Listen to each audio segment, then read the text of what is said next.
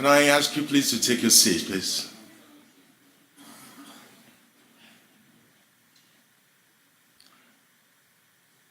Good morning, ladies and gentlemen.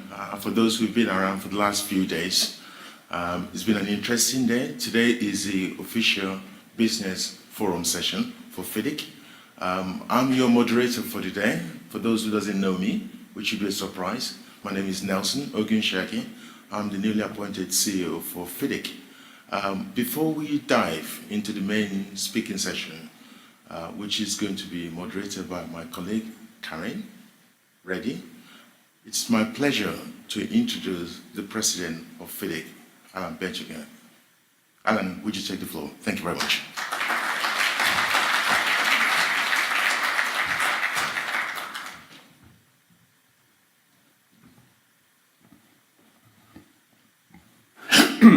Good morning to everyone, and thank you very much for joining us today, Sunday at 8 a.m. So I appreciate your presence, because I think it's really a sign of the motivation of many FIDIC members for our organization. So I am glad to say a few words on the committees who are standing committees of FIDIC, because they play a very important role in developing, in disseminating the best practices for our profession. So I would like, of course, to take this opportunity to warmly thank all the members of this committee, who are all volunteers, as you know, and thanks to them, FIDIC can fulfill its role of representing our profession and improving the practices, our professional practices. I'd like also to thank especially the chairs of these committees, because we all know that the quality of the work of the committees depend above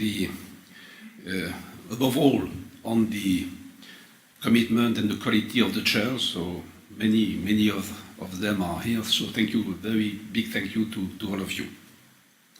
And finally, thanks to Karine Leverger, who has accepted to moderate this session, with the objective of making it more dynamic, more interactive, and I think this is important also, and I hope it will be able, with your participation, to achieve this goal. A few very quick remarks. First, on the relations between the work of these committees and the main issues and challenges for our industry. I think it's very important, because the role of FIDIC is to help member associations, and through member association, the firms, to meet this challenge. So of course we hope that the work of this committee will help us in that direction.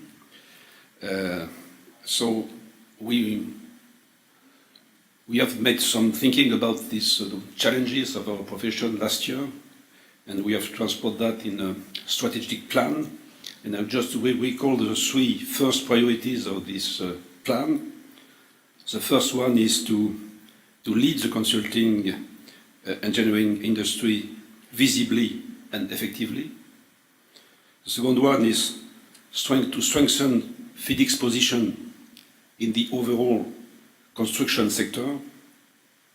And the third one is to connect and support our membership more effectively. So I think, of course, most of the committees are perfectly in line with these objectives. For example, it's clear that it may be viewed that the Business Practice Committee perfectly contributes to the priority number one. The Contracts Committee contributes, of course, to the priority number two on the overall construction sector, and all committees contribute to the third one, which is to improve the relationship between FIDIC and the member associations. We have also to look at the contribution of these committees to the FIDIC main objectives. As you know, we have three core values, quality, integrity, sustainability, and in this vision also, most of the committees are doing a lot to nourish our thinking about that. It's the case, of course, of the Business Practice Committee again, of course, of the Integrity Committee, and of the Sustainability Committee. They perfectly fit with these objectives. The last thought is on how we can try to improve the way these committees work in practice. So a few ideas on that, very evident. The first one is try to enhance and to develop the exchanges between the committees in order to work in silos. So that's the reason why a meeting like this morning is very important to strengthen these ties. We need also, it's clear, a better support from the Secretariat to these committees. I know that Nelson is perfectly aware of that, and will probably get back to us very soon with very concrete proposals for that. We need also a better link between these committees and the member associations. One example of that is the membership of these committees. We have noticed that sometimes the list of the members of these committees are obsolete. Some of the members are no longer active in our profession. I've been told that some of them have already passed away. So we need really to revisit the membership of these committees. And last but not least, I think we need probably to be a very clear definition of the purpose of these committees. For some of them, it's not probably quite clear, so maybe we can review to be sure that this committee have a clear purpose, a very active chair, and a very good membership. So I'm really very pleased to listen to all the discussions today, and I think it will be very fruitful for everybody, and I wish you a very interesting session. Thank you very much for your attention. Nelson, okay.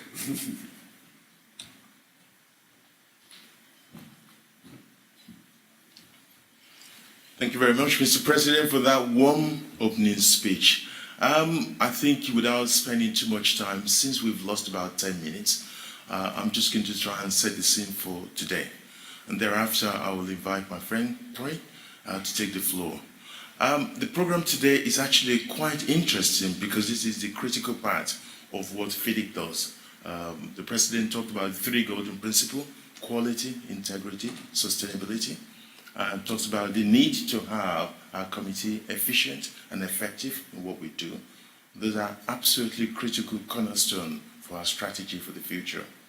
I'm informed, unless there's any changes to the program, that we have a back-to-back program this morning, which will start from here till about midday, because we have the Young Professionals program also coming through.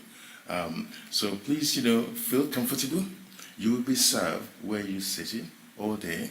Unless you need to go to the toilet, there won't be any change for your sitting arrangement. And all the beverages and everything will be set to you where you are. I will encourage you to be interactive, to be as engaging as possible, because this is an opportunity for us to look into the future on the challenges that the committee is facing. Without further ado, it's my pleasure to introduce Karen, if I can find out wherever she is sitting, my good friend, to take over the floor. She's going to moderate this particular session where we've got speakers responsible for each of the committee for the activity that FIDIC has been doing. Karen, the floor is yours. Thank you very much.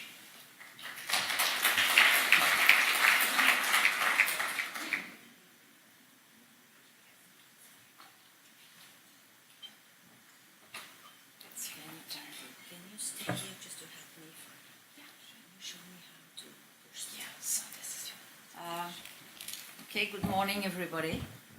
I'm a little bit impressed, as you notice. but I think I tried to do my best to make this session interesting. I'm calling first because I can't do anything without them. I'm calling the chairs of the committees. Please, if you please come with me, because I feel a little bit alone like that, and it is not my intention to stay alone. So you all know them. Can you first present yourself? I think it's much easier. And you say, what is the name of your committee? Good morning, is this working? Guten Morgen, meine Damen und Herren. My name is Andrew Reid. I chair the Business Practice Committee. Okay, thanks. Good morning. My name is Kai Moller. I'm not the chairman of the Contracts Committee. The chairman of the Contracts Committee is, as you know, Zoltan Zahoni from Hungary. But he, unfortunately, this day specifically, he was, or his wife told him that he was busy with private matters, so he'll be here tomorrow. Good morning, here's Jean Felix. I chair the Sustainable Development Committee. Morning, I'm Steve Jenkins and I chair the Risk and Quality Committee. Jorge Díaz Padilla from the Integrity Management Committee from Mexico. Okay, thank you. Just to make you comfortable about the timing of this morning, we're going to have a first time discussing about and answering to the question of Alain Bentejac, the President, and answering about the trends and the challenges of the profession and how the committees are responding to those challenges. And the second part will be more focused on the future, what the committee can do now, because we are facing lots of changing, and they are going to say how they feel about the changing. The profession is changing, the people are changing, and so how we face the work of the committee. Alain fixed sort of a strategic plan for them. I think we can respond to that too, and we can see that the committee is very important for the profession because they are the best place to have discussion with the member association and with the institutions. So I think through their work you have the corpus of the profession, and as I see this morning, though it's 8 o'clock, I see that lots of people are there, so thanks to you. The second thing I wanted to say, so please participate. We are not going to have a debate between us, because I inform you, we had a meeting yesterday, so we all know each other what we want to say. But we really don't know what you want to say, so please participate. We have microphones, so each table can design someone to be the victim and to ask questions, and we try to answer. Thanks in advance. First of all, I propose to Andrew, is that correct? To Andrew, to answer to the difficult question, how do you react to Alain Bentejac propose about trends and challenges? What is your first reaction? And how do you think your committee can answer to those trends and challenges? Okay, thank and you. your Business Practice Committee. Thank you, Corinne. So I have the privilege of chairing FIDIC's Business Practice Committee. And before I start, I would like to ask all those members of the Business Practice Committee who are in the room to please stand. So thank you, please stand up. So please look at these people. They're spread around the room. This is certainly not all the committee, but these are the people who do all the work within the committee. Are you? Not me. I have the privilege of chairing the committee, and they do all the hard work. The Business Practice Committee is both a soft target for anything that doesn't fit in within any other committee, but from my perspective is one of the most important from a FIDIC perspective. And the reason being is all of us here are in business in some form or another. And the Business Practice Committee is not here for FIDIC, it's not here for the FIDIC EC, but it's here for you as the member associations and for your firms.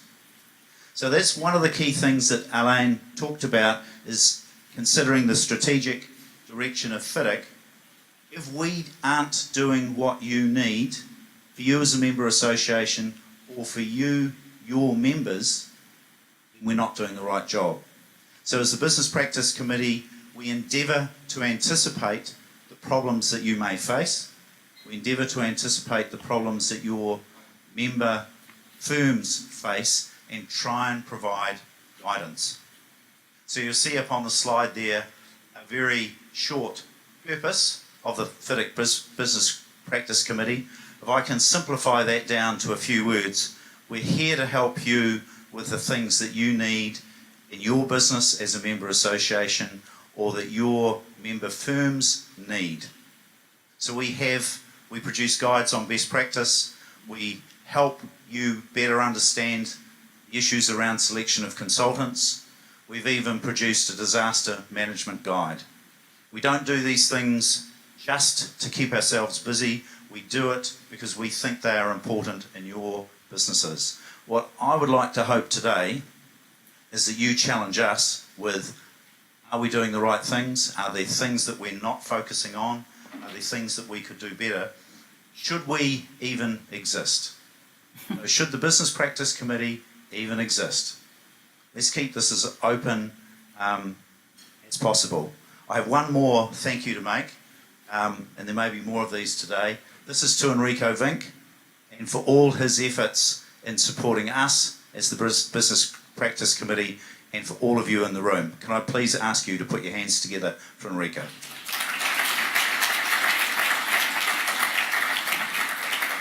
Andrew, I have just one question. Can you tell us one or two guidance you have produced this year? Just on which topic?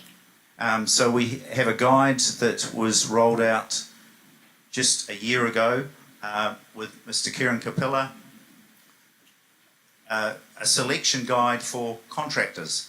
So this is something broader than consultants, but how we work with the contracting community. And it's the best value procurement methods for the contracting area. That's one. We have produced and we are still advocating quality-based selections for consultants. And if we had one document that the Business Practice Committee would stand behind and say, for all of you, wave it in front of your clients, it's the quality-based consultant selection guide. Thank you. Okay, thanks to you. We finish with the other chairs of committees, but there is an important question to ask to the audience, but I let you ask the question after that. Thank you. And the next presentation, brief presentation before having discussion, will be Jean-Félix about sustainable development.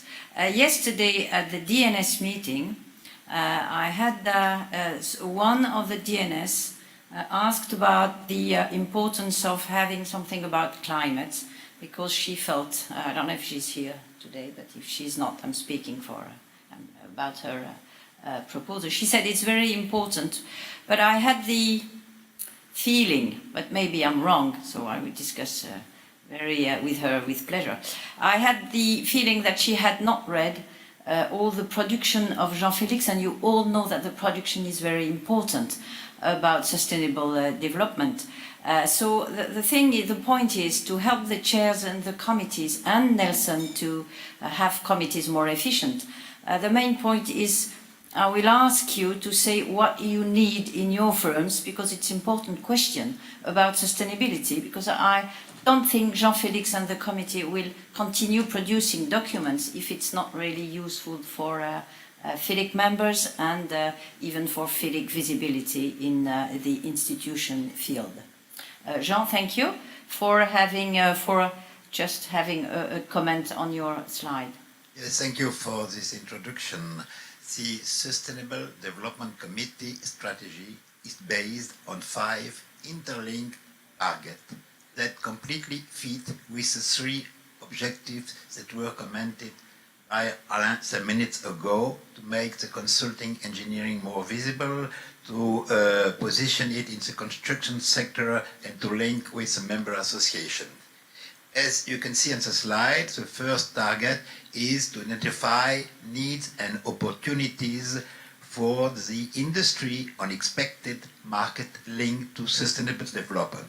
You can see some of the activities that we have did. I can comment it later. The second target is to prepare, update, and promote FIDIC policy statement on climate change. The Sustainable Development Committee members have prepared, jointly with the Young Professional Forum, the Consulting Engineer Industry Statement of Commitment that was adopted by the Executive Committee in Jakarta, and they are now implementing it and promoting it all around the world, and especially in the construction sector. The third target of the FIDIC Sustainable Development Committee is to influence at high level the development of standardized and regulatory framework that shape the sustainability requirements for the built environment. So it's directly linked to the positioning of the consulting engineering in the construction sector. Fourth target is to support best practices. Sustainable Development Committee members launched a webinar campaign with partners like the Town Planners Federation, like United Nations Environment, like Global Cities, and ICLEI, which are Association of City Clients, and in order to prepare further training campaign for the consulting engineer based on specific guidance to be developed. And last target is the Sustainable Development Committee activity in communication and networking on the consulting engineering role as a trusted advisor on sustainable development issue, especially through side events and COP and other international events using the traditional communication tools, leaflet, booklet, things like that. And I think you can see that all these targets, these 5 targets, contribute more or less to the objective presented by Alain. Thank you, Jean, for that presentation. I have one first question, and after that, at that steps, we are going to ask the people to have a sort of first questions. But I have first one. Do you think your lead answer to the challenges Alain Bentejac said at the beginning, which is lead the consultancy engineering to be more visible and to have a visibility effective? And do you think that it's a strengthen a FIDIC position? That's the question. But I have one. Who is participating to Jean-Félix's committee in this room? So you will be the first one to ask the first question. Okay. There was one more. That makes lots of people. Yes, I know, of course, Peter. Okay. So do you think it answers to the targets and the challenges Alain fixed? The first question is, do you think the work of your committee until now, that you've done until now, answer to the challenges Alain Bentejac said? Clearly, as I mentioned, these 5 targets clearly fit with Alain Bentejac purposes and objective for the FIDIC strategic action plan. On the first point, they contribute to position the consulting engineering as a major player on sustainability issue in the construction sector. There is large competition between contractors, architects, and now digital companies and all others. And being there, it makes the consulting engineering visible on this issue. So this is one of the main targets of Alain. Okay, thank you, Jean. Can you just take your microphone and propose one to answer to 2 questions? What difficulties did you meet working in this committee?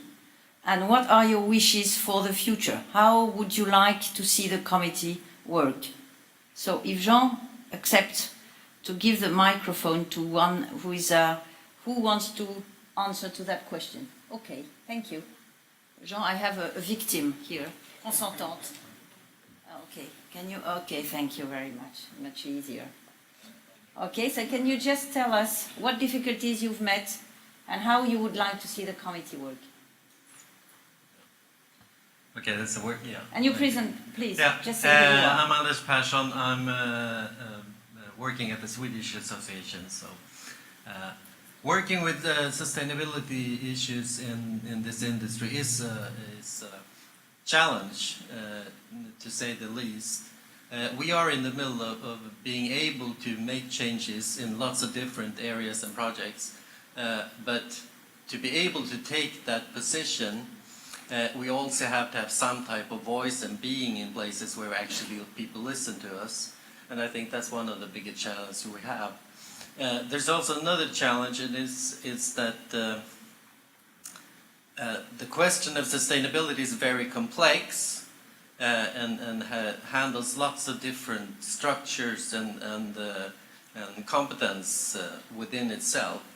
And that makes it harder to maybe what area should you focus on, what projects should you really put your effort into. And that's, I think, one of the things that we've been challenged with in the group. That first define what is the issue we need to work with, what are the different parts of this that we need to start working on, like, and standardization could be one. Should it be that we, and the networking with all these other organizations, can we take a place there or be a voice there? And then when you start working with this, you need to get all these connections and to communicate with these people so they actually listen to us. I can make one example. Is I was myself in Ecuador at the the new urban agenda, where the Habitat 3 was, and there was maybe 25 different interests or organizations, and only one was the professionals. So we had to, in our voice, fight against 20 other organizations or voices to even get ourselves heard. And so that is a challenge, actually. So, well, Okay, thank you very much. How many guides did you produce last year, Jean, in your committee? How many? Well, I wouldn't comment the number of guides, because guide is just one tool. We are contributing to some standard and some guidebook. For example, we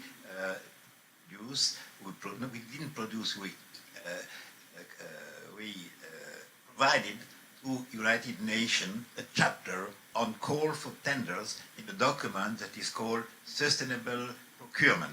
So the entire chapter on call for tender was provided by the SD committee jointly with the support of other FIDIC committees. Do you have some member association about that topic?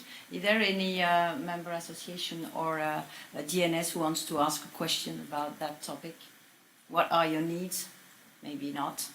I don't see any question. Then I will... Yeah, just make one comment on Anders' remark. The fact is, on that market, we are facing a lot of people who consider they are major player on sustainable development issue. The civil society, government, other competitors, and digital equipment as society, as I mentioned. The strategy we have adopted facing this profusion of initiative is to be linked to the major international institution like United Nations Environment, like ISO, so has to be heard by the other industry. So they are a sort of amplificator of our voice, because we are, as you mentioned, just one among a lot of persons who are very active. Some are investing a lot of money, especially to digital company from different countries, and they are very, very, very powerful. I will just mention one who is not in this room, which is Microsoft. Microsoft is very active on all these issues, as they pretend to be the leader for the management of sustainability there and there. And our strategy is not to fight with Microsoft, it's just to be heard by the international best institution, and from there to be able to have our voice amplified. This is a good introduction for one question which is in common with Andrew and you about the big firms. This is what yesterday we discussed about that. What do they need? Because they have their own standards and business practice standards, and their own global organization structure, their in-house version of many of business practice documents. So the question is, how can we be useful for big firms, and they have their own communication network too. So how can we be useful to the big firms? And on the other side, we have lots of small firms, and small firms are too small to make their voice heard. But now, of course, it is one of the challenges of FIDIC. They have to talk for big firms and small ones. But how do you answer to that question about big firms having their own standards? Do they need FIDIC documents? So that's a good question, and I think I stand here as a representative of a small firm, and for most of you, a very small firm, a firm of 20 in New Zealand. And for me, FIDIC and the FIDIC Business Practice Committee has to be able to deliver to every single firm, from the very smallest to the very largest. But what we deliver to the firms will differ. So if you're the very smallest firm, you may need help with basic business practice. How to run a firm, how to set it up, how to consider even payment of accounts. Simple things like that are something that is basic business practice. So we as the Business Practice Committee need to be able to deliver to you, but we also need to add value to both the large firms, the very large firms, and the very well-equipped member associations. So some of what we do will deliver to one end of the scale, a best practice guide, will deliver to a very small firm, but quality-based consultant selection or advocacy between FIDIC and your government is something that we do for not just the small, but also for the very large firms. So if you're a large firm or a very well-equipped member association, recognise that we are delivering to right the way across the spectrum. Some guides are more applicable than others. No doubt that Nelson and Italo will find the way to reach the member associations, the member firms and the small firm to have their reaction to this question and to tell to the committees how the committee can be helpful for them. Before we go forward, I would like to ask to the member of committee best practice. You said you were participating. Can you answer the question, what difficulties did you meet in your committee, and what progress you think you have made for this year? Both of you, if you want to, or one of you. Yes? Thank you. What difficulty? We have a perfect committee, I can say. There are a number of number of people, everybody is working hard. Sometimes we have challenges, of course. And is this fine? Okay. Thank you, sorry. All the members of the committee, they each have special work to do, and we do those in time, and sometimes we finish the work and we are looking for more work from the members.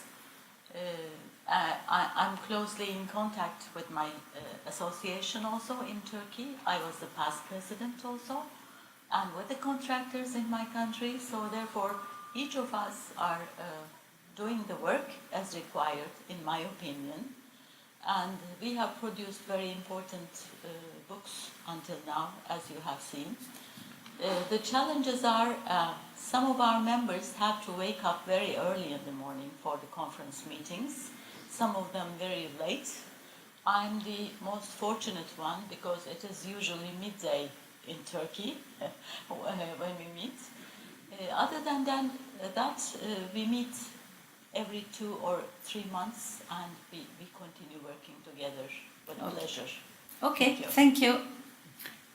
Any comment on the... Oh, thank you. I have a question over there.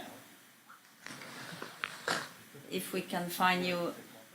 Or you come with me there if you don't have a microphone. Thank you.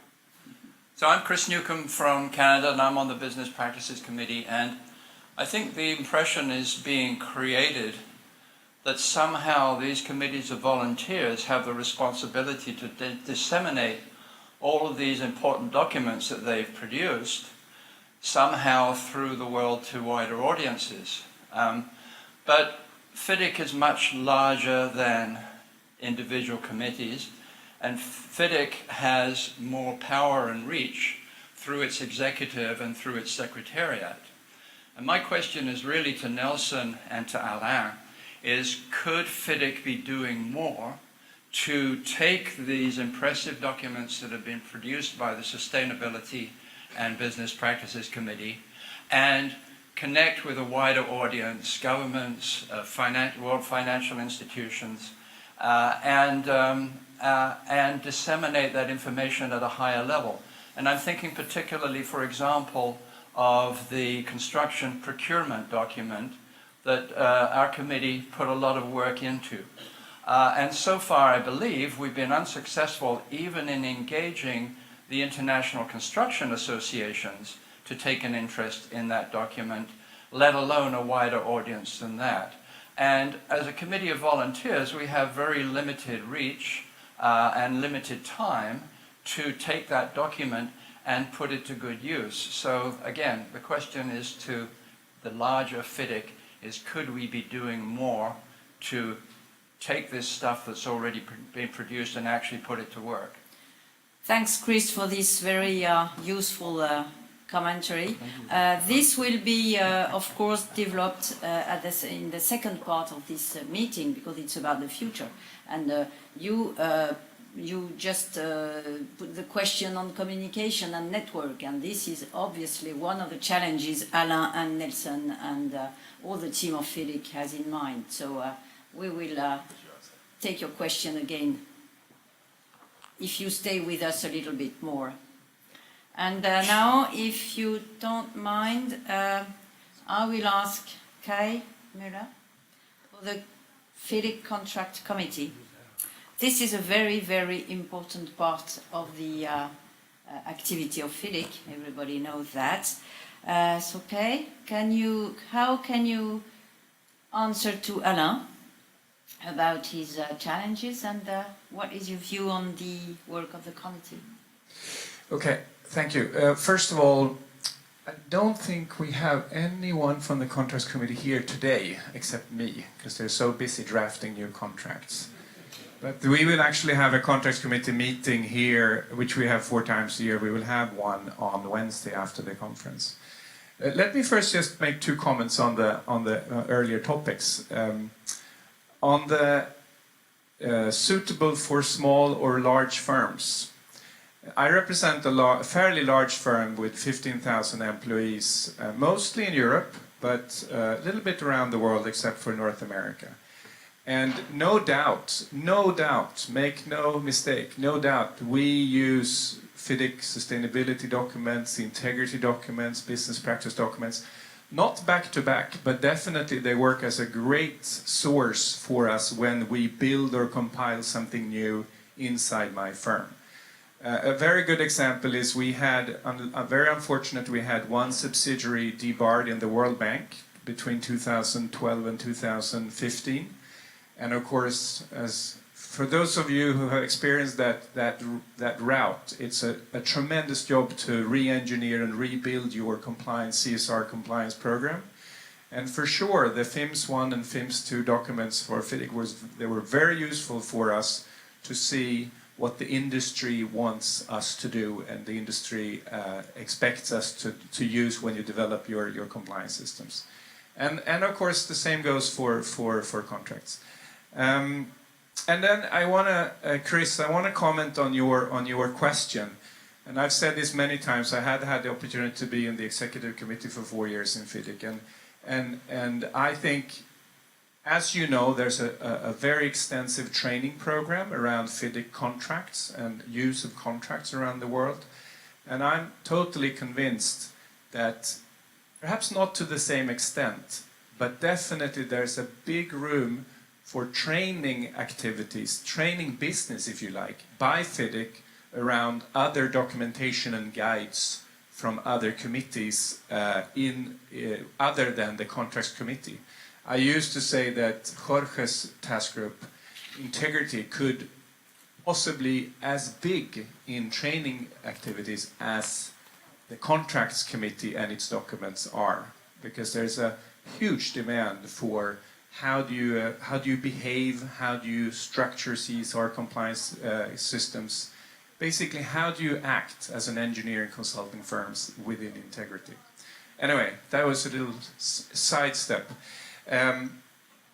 Basically, as you all know, the contracts committee main tasks is, of course, the production floor and the maintenance and repair department for the existing and new FIDIC contracts and agreements.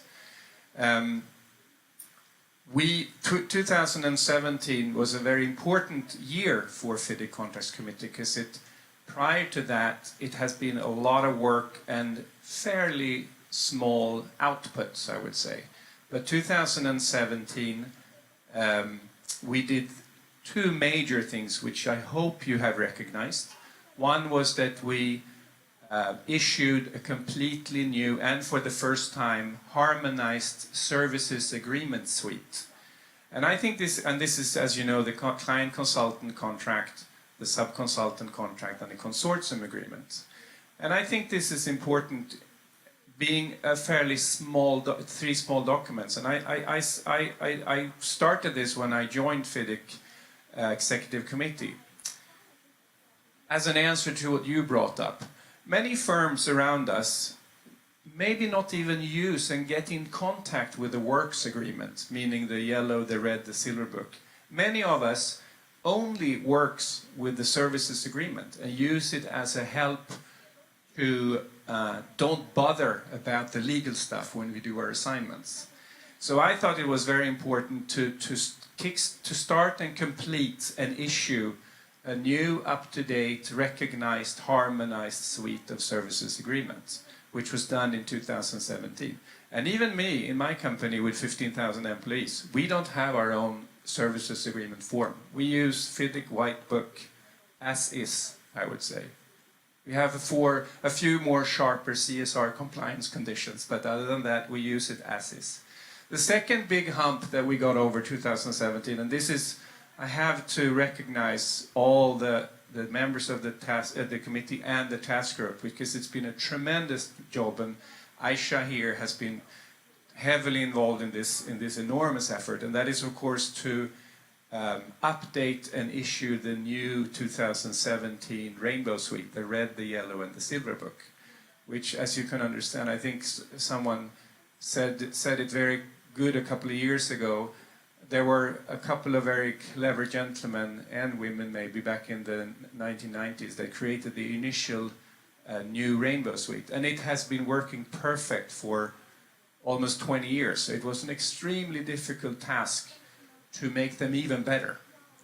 So that's why it took a lot of time, a lot of reviews, a lot of commenting, a lot of discussions, but then I think it was to the London conference, in Contract Users Conference in London 2007 in December they were issued.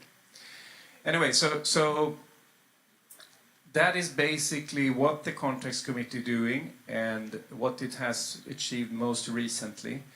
Well, I can keep on talking a lot about this, but maybe I'll stop there. I am aware about that, but I let you because I thought it was interesting to explain in detail what is the committee, the contract committee is doing. How many people are in your committee?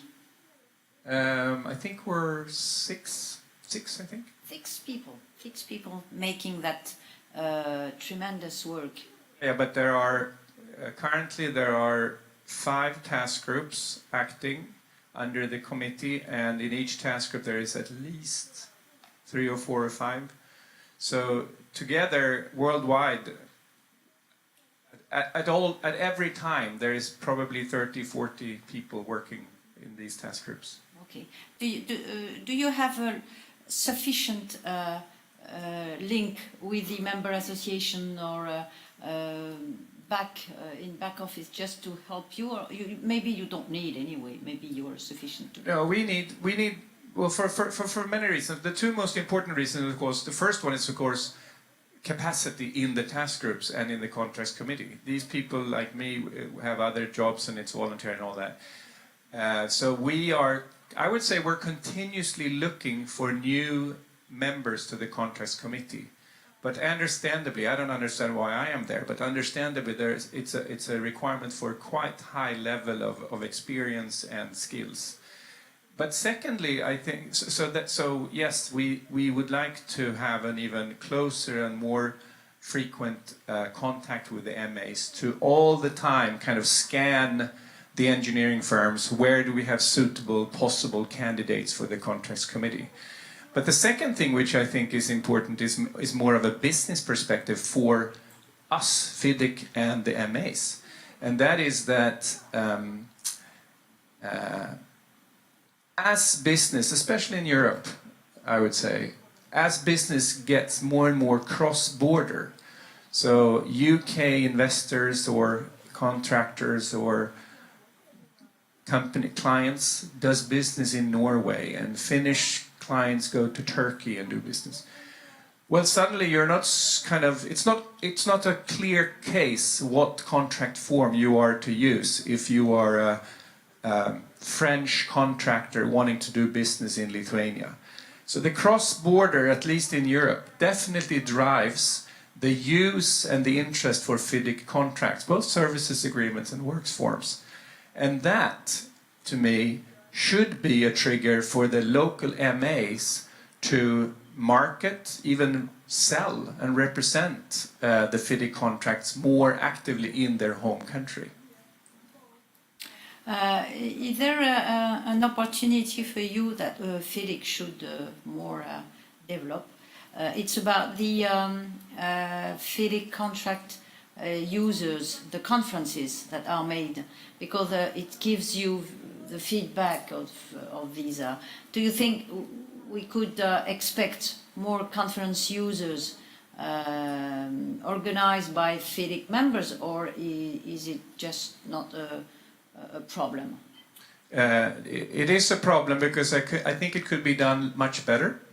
I think that the format could probably be improved. I think the hosts and the originators of the conference could be done a little bit different. I'll give you an example. I'm a Swede. I come from Sweden. If FIDIC or the Swedish MA would organize a conference in FIDIC agreement and contracts, it would be a pretty lukewarm interest, and it will be seen as only addressed to the engineering consulting industry in Sweden. If a high roller law firm in Sweden would do the same activity, it'll be a ton of participants, and not only from the engineering firm, also from the engineering, but a lot of lawyers, and you can charge double the fee, of course. Okay. I'd like to have one member, one DNS, having a question for Kai, but I see that there are not lots of questions. So, thank you very much. I have one question from a DNS.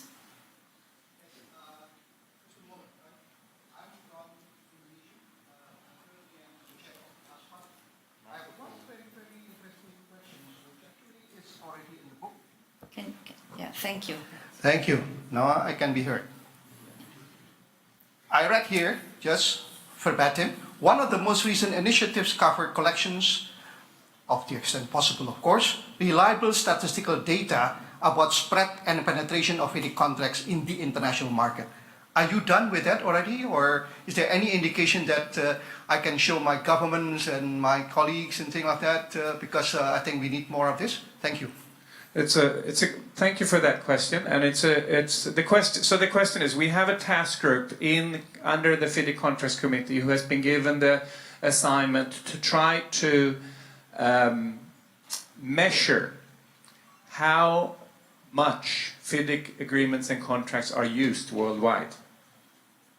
Of course, that is perhaps not possible to do at one date.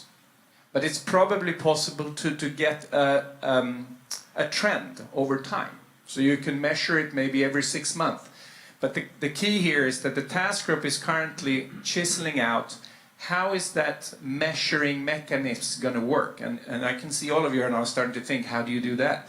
Well, you can of course do it very simple. You can send out 105 paper envelopes to the MAs and ask them, tick this box if you know, tick this box if you know, and so on. On the other extreme, you could hook up with Google or one of the other search engines and get under their skin of all the information they have and somehow look at the searches worldwide about FIDIC contracts and agreement. And you probably, again, not at a certain date, but you can probably measure a trend somehow to record how FIDIC contracts and agreements are searched, are used, and so on. And I'm not saying that the answer is either or. What the task group is doing now is that it's trying to find basically a methodology with both these kind of modern way of doing it and the old school way of doing it to get as accurate as possible and then have something which is repeatable. So you can do it every 3 months or every 6 months, because I don't believe you can get an accurate answer by a certain date. And I'm the task group leader for this, and the reason why we haven't kind of gotten off yet is because we really want to use modern technology combined with old school to find a methodology that will get us where we want to get, because we do not want to do yet another survey and you cause a lot of problem, and then you come back with something which is, well, what does this tell you? Nothing. You remember we had that discussion in FIDIC 2 years ago. Thank you for the. Anyway, we come Karen? back. Yes. Can I? Yeah. Sorry, I didn't see you. Sorry, Kai, I've got some news for you. I know you've been tasked to do that particular role. It's interesting what you achieve when you start to mine the data that's within FIDIC. Over the last few days, we presented to the board some of the answers to the question you raised, just by simply tapping into the database we have in FIDIC. But what we've also done going forward, this is why we need to invest in data capturing. It's incredible to find out, so many people that use FIDIC contracts around different parts of the world, particularly if you start on looking at those who get licensing. And it's incredible when you start to find out, what are they using the FIDIC contract for? What is the size of the value of the contract? Who is the ultimate end user of the project promoter? Whilst most of the licenses are being procured through the lawyer, as you correctly said, but actually the information can be captured. And I was pretty amazed that we have 80% of the information you wanted. What we haven't been able to do was to mine the data. So I have got the answer for you, and I should be able to share that. And the source of data at the Secretariat is in the equation for the task group, no doubt about it. But I'll give you another example, Nelson, just for you to understand that that data is not the whole view. Yes. Last week I was negotiating a contract in a South African country. The financer, the client, and us, we were all in agreement that this is a great FIDIC-based contract that we had on the table that we negotiated. But I bet you, no one has paid FIDIC for anything. FIDIC doesn't know that this power utility is using a FIDIC contract. So I agree, it's only 80% of the data that's there. It's 80%, and you're absolutely spot on. I mean, it's even worrying when you go through most of these bilateral agencies and big companies that procure contracts, and they specifically mention that this is based on FIDIC condition of contract, and yet when you check the licensing, they haven't signed any license, neither have they actually acquired. So there's a lot of IP and intellectual property that is being leakage within FIDIC. I hope we can fix it, but I'll be delighted to work with you to see how best to combine that going forward. Thanks. Okay, thanks. Thank you, Nelson and Kai, for having that discussion. Is there any comment to add? Yes, Peter? The last, because we have 2 committees before we talk about the future. Yeah. It was always difficult to have the translations. Okay, thank you. Standardizing terminology across all the countries, so you have standardized Portuguese. And it was the basis of all the training. Without them, the member associations couldn't do anything. Do you think the translations will come out, I mean, quickly? Do you mind if we discuss about that in the second part of the debate? Because I would like to, Peter, we will answer just in the second part about the future. Now, if you see, we are having Jorge for the Integrity Management Committee, and for a few minutes just presenting what you've done until now, last year. When FIDIC was founded 105 years ago, fathers of FIDIC decided that the reason for having FIDIC, for inventing FIDIC, was to share best practice among, at that time, the three founding countries, France, Belgium, and Switzerland. FIDIC was founded at the time with that charge to share and to distribute best practice among the three French-speaking European countries at the time. That's what we do in our committees. We develop best practice, as mentioned by Andrew at the beginning of this talk. We try to share best practice among our committees, and our ultimate goal is to share best practice with the member associations and the firms themselves. As our president was mentioning his opening comments a while ago, Mr. Bentijak said that FIDIC was founded based on quality and integrity. 105 years ago, sustainability was not a key word. Sustainability was embedded in quality. Nowadays, we have quality, integrity, and sustainability as the basic pillars of FIDIC, and that's what we do every single day. Integrity management and integrity in general has been having several challenges.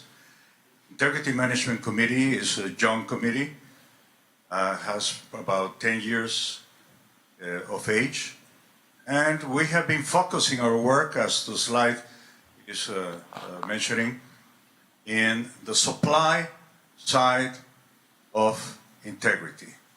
That is the givers, that is the companies, those who are involved with bribes, with collusion, with coercion, with fraud. But on the supply side, we have not been really tackling the demand side, those who receive the bribes, those who receive the monies, those who receive the gifts. And as mentioned in that slide, the tools that have been developed by our committee, we don't think that they have resulted in a great impact among the companies. From our committee to the MAs, from the MAs to the companies, and we don't have the statistics, as mentioned a while ago, of how many companies have implemented the so-called FIMS, that's a FIDIC Integrity Management System. Our gut feeling is that not too many have done it because, as maybe we have not done enough marketing on the FIDIC side. Maybe the tools seem to be too complex and difficult to implement, or costly to do so. And maybe because the corruption issues, integrity management issues, need not only the supply side of corruption, but also the demand side. And there's a third component now, which is the condoning side. The givers, takers, and those who watch. The IFIs, the banks, the government agencies. And to solve integrity management issues, we need to tackle the problem from different angles and for different issues. And we have not been very efficient to promote integrity management with the banks, with the World Bank. Or information from the Executive Committee is that the banks finally have become more proactive into listening what the companies are doing on the integrity management side, and they're starting to listen and maybe be reactive to what companies that have systems in place would be receiving benefits on the procurement side, but very little has been achieved in that side. As for item number 4 in the slide says, strengthening the supply side of corruption is not enough. I think that as far as the supply side, we're done, we're finished. We have many tools, we have wonderful tools, wonderful books and wonderful best practice that are for sale in the bookstore and are ready for consumption through the MAs and with the firms. But we don't see a response on that, maybe because we're lacking this part of the equation, to say it very clearly. We have initiated the supply side, the demand side. We have not been doing very properly, and we don't know if what we're doing is useful for the companies. Our focus has been on small companies, companies that are starting to be very concerned with ethics, with integrity, and now want to develop a system. That's what FIMS is about. A system that takes everyday activities into procedures and procedures, into systems and to systems, into a culture in the companies, an integrity management culture. So we would like to hear very much from the member associations and from the companies if this is useful, if this has been utilized by their firms, and what are the results of these companies. We are very much aware that the large companies have systems in place, that the large companies have already integrity management systems working for them, especially because of compliance issues.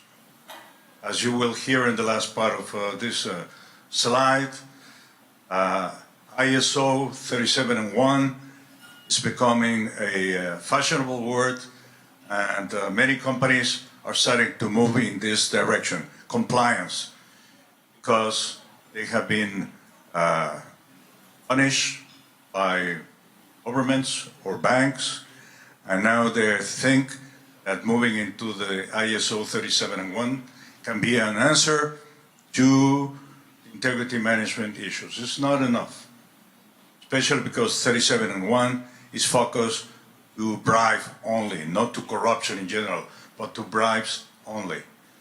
But we believe that that's the next step to go, and I'll make some comments, Karin, after that.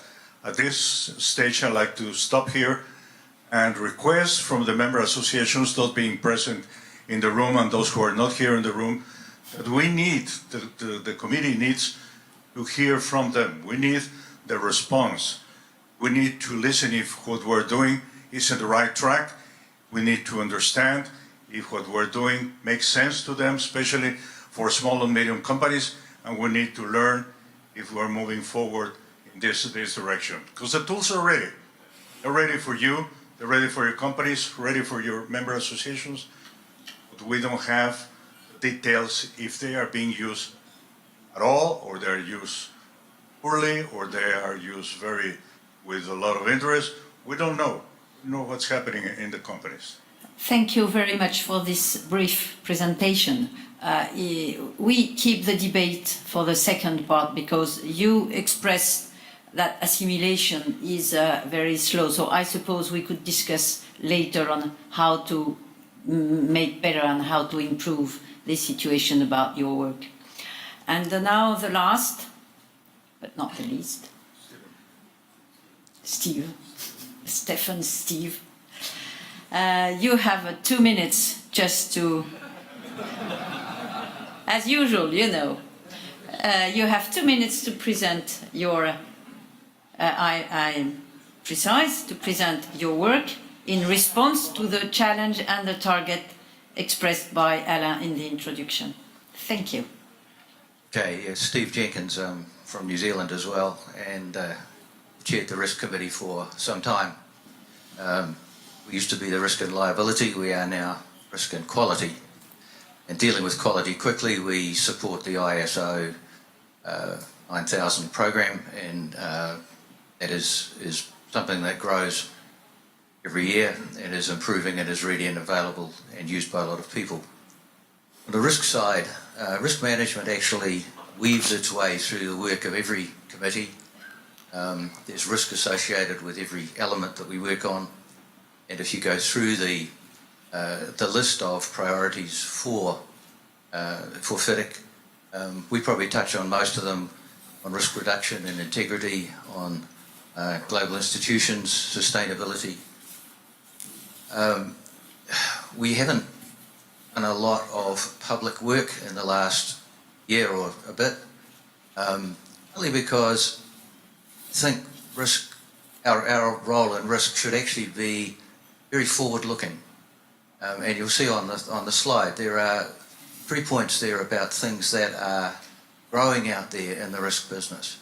Natural disaster claims are becoming huge, and I believe as a profession we're going to be asked to address that problem, to actually come up with new designs, new technologies, new ways of working that will bring the consequences of natural disasters down and bring them back into an insurable state. They are really not insurable at the moment. Second thing that's going on out there is the project values are increasing. They're huge projects out there, and potential for huge claims lives right there as well. And that could be something that will affect our insurance and our ability to obtain insurance on some of those large projects. Now, there are changes in the insurance industry, things like integrated project insurance, which are addressing that. The third thing is the question of interlinked issues. So in London we saw the Grenfell fire, Dubai had a couple of fires the year before in cladding, and as a profession and also as the insurance organisations are looking at those linked things and saying how many other issues are out there. They're beginning to get a little risk averse. They're looking to build exclusions or build premiums, cover some of those risks.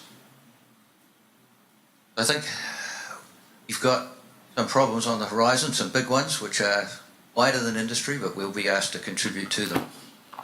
One of the things that I would like to ask everybody here and all the member associations is it's very difficult to gather information on risk, partly because of the fact that there are always confidentiality agreements around settlements, partly because organisations feel that risk is something that is part of their own intellectual property.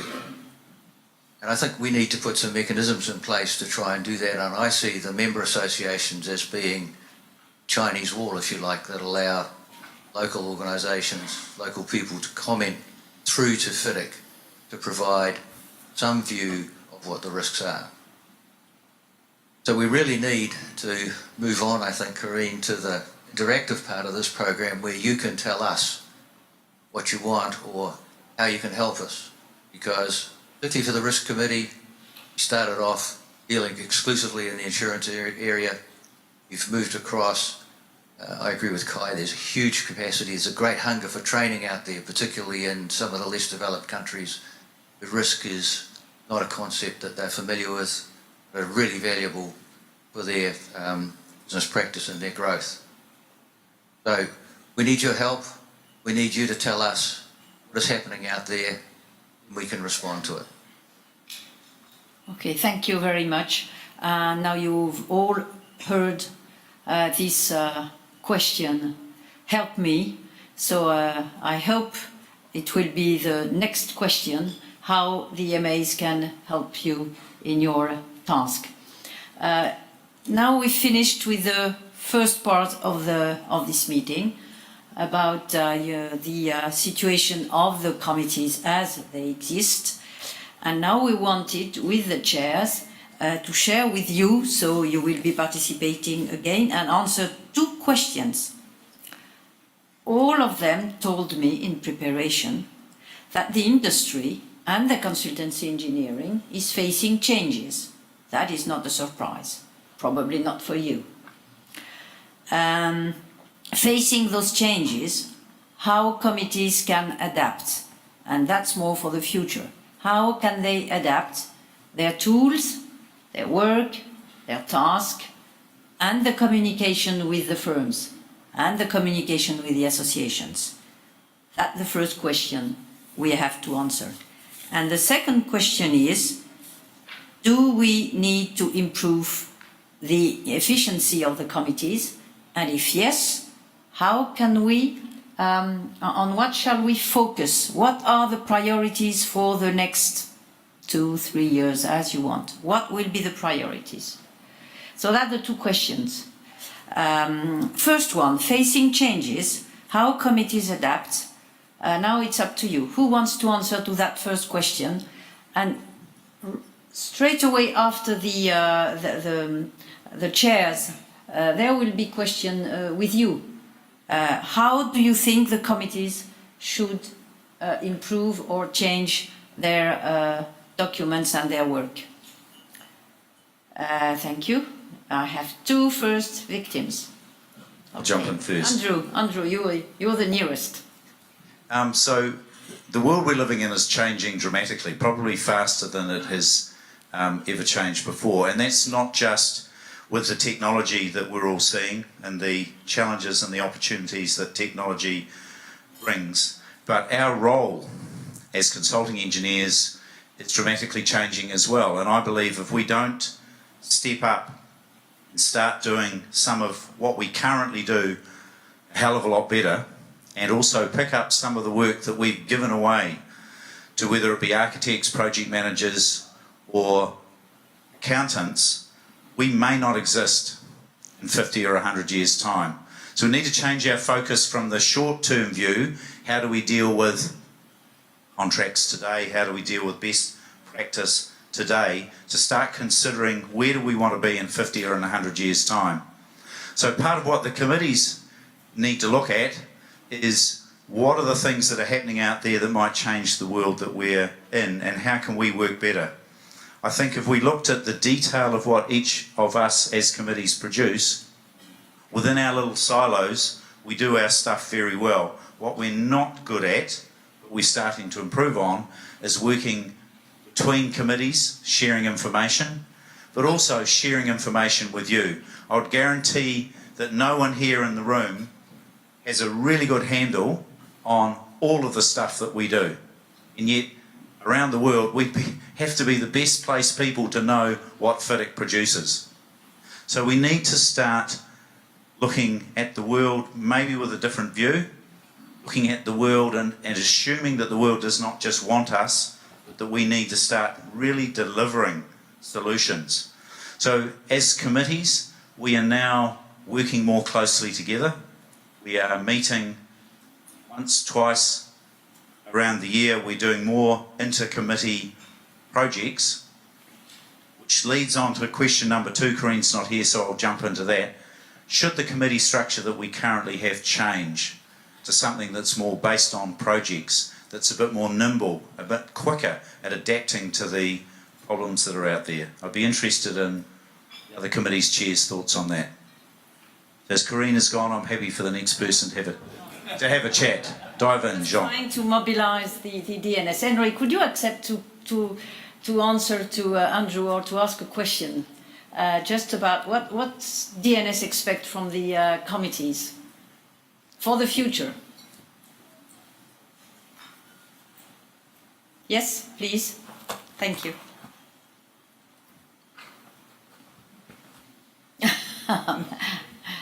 Okay, good. Thank you. Well, we have, I think from... Can you present yourself, yes, please? And stand up all. I'm Henrik Garver, Managing Director of the Danish Association of Consulting Engineers, and a member of the DNS, the Directors and Secretaries Group in FIDIC. I think the expectations from the DNS, or at least my expectations to the committees, is really to, in part, keep doing what you're doing. You are producing really great documents, really great guidelines, but what we need is to get it out more into the public space. Actually, some of the questions raised earlier on, how do we get the clients along, how do we get governments along, how do we get some of the documents better into the way that we work in our national associations. So I think a lot of that will actually be cooperating between the member associations and the FIDIC Secretariat to say how do we push the different FIDIC agendas out into the public. On the specific question on whether it should be more task-based, I think it could be done for certain specific items, almost like the contracts committee do with different task groups. But I think there's a value in having the committees pretty much as they are, because it collects all the knowledge, and it's a group of people that's already there, so they will know if a new agenda pops up, they will be there ready to start debating and maybe putting it into a task group. So I think it's not a question of either or, it's more a question of both actually. So just a bit of feedback there. Thank you very much. I have another question. If you don't mind, I just give 5-minute questions in the room. Yes, please. Can you, oh, sorry. Throw the micro. Throw it. Come on.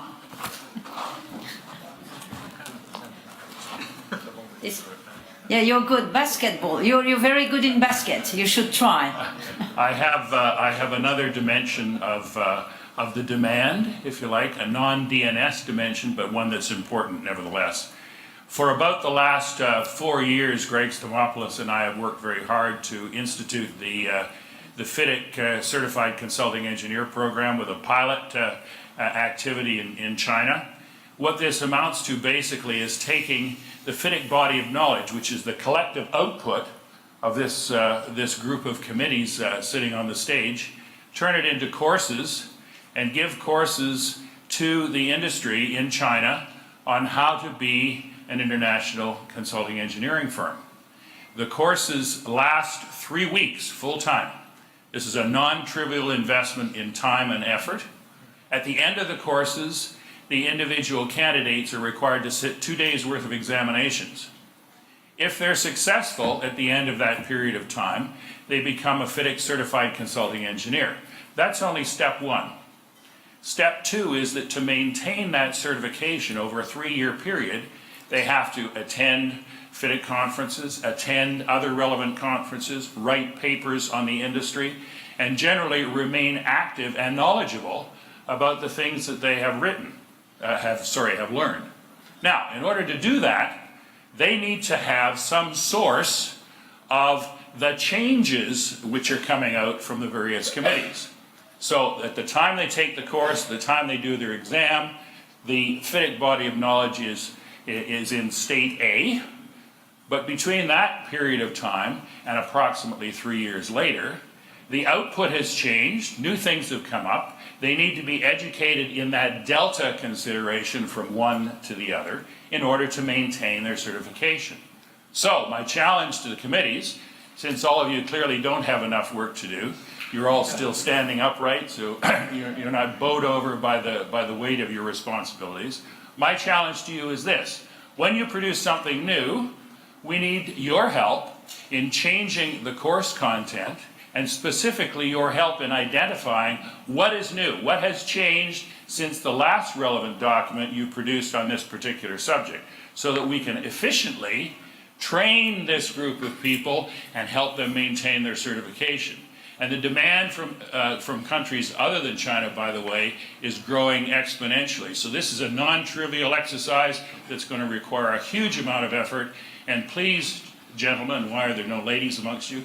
Please, can you help us understand the changes and the improvements? Thanks very much. Okay, I think you've been heard, as I see from the chairs. Thank you. Last question, and after that we okay, I have 2 questions. Raise up those who wants to get the micro. Yeah, I have please. Thank you. Thank you. Hello, I'm Marcin from Poland, and I have some thoughts. As I wanted to ask if there is any procedure within FIDIC when some new guidelines are being published, because maybe it's my fault, but I'm not aware of it. So we just don't know that there are lots of interesting documents. The second issue is actually connected with the first one, because I was lately doing some presentation on the procurement, especially about most economical advantages tender. So I put in Google best value procurement, quality-based selection stuff, meat, you know, everything you can go and search for some data, and I didn't find anything on FIDIC website. There is no link to that. So even if you are from outside and you try to Google look for it, it's not there. So it's difficult for the world, globe, to find any answers from FIDIC. I would also say that FIDIC shouldn't think about long term, but should think about short term, like from day to day actually, because the world is changing so rapidly that it is difficult to predict what will be in 15 or 50 years. So very, very rapid thinking. So in this matter, we were thinking in Poland also to maybe propose to FIDIC to create something like a startup commission or a startup something under the FIDIC. So every year on the conference, there could be a couple of startups chosen by FIDIC to show what's going on in technology within the engineering industry and so on. So that would fresh up the ideas within FIDIC. So thank you for answers. And yeah, the internet and the procedures, this will be very interesting, because no one is aware that FIDIC is doing this work, what you're presenting right now. That makes two important questions about the timing, about the do you have to work on long terms or on short terms? We had the debate about big firms and small firms, and now you have long term and short term. That makes another complexity. Thank you for answering to those questions, and then we get on the debate. So can I, the reason I talk about the long term is I think as engineers we too often focused on the here and now. And if we continue to focus on the here and now, we're going to miss the disruptive changes that are occurring and that may occur. So yes, you've got to continue to do business as usual, the things that keep your organisations going day after day after day. FIDIC needs to do better at communicating the information that we already have.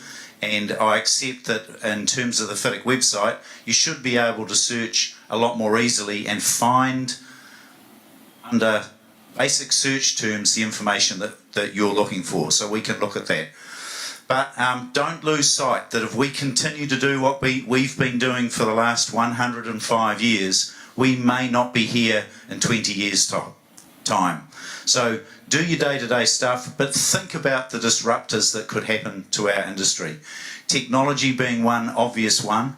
We could find that a large proportion of what we do as consulting engineers is being given away for free by people with no skills, no background, who aren't even involved in our industry, but they've created an application using artificial intelligence. That's fine if you're the one that's created the application and making some money from it, but if suddenly your whole reason for being has gone overnight, then you've lost the plot. So please, do your day-to-day, but think about the things that could occur. Use conferences like this to think about the changes that might happen in our world.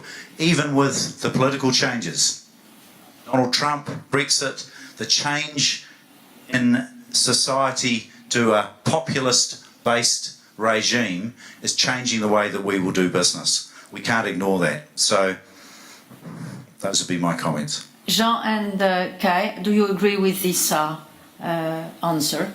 Yes, of course. Based on your committee activity? Yes, of course. Short and long term is a major problem for considering sustainable development issue. Give me the opportunity also to comment that the concept of sustainability, which has been introduced, as was mentioned by Georg, not rather recently, changing every day, and today, for example, it includes other aspects like resilience, like resource efficiency, like smartness, and the scope of sustainability has been enlarged. It's going from buildings and infrastructure to city and to territory. So these changes make consideration for short and long term very important. You cannot just say, as you say, here and now. Okay, you have the answer. I hope you are happy with the answer. Anyway, we can have the discussion later. Okay. Yeah, many questions, many. Short answer, John.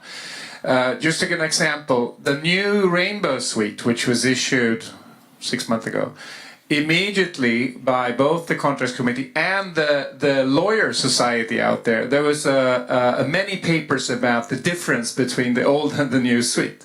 Of course, you should use our official kind of guide for the changes. So there always is issues.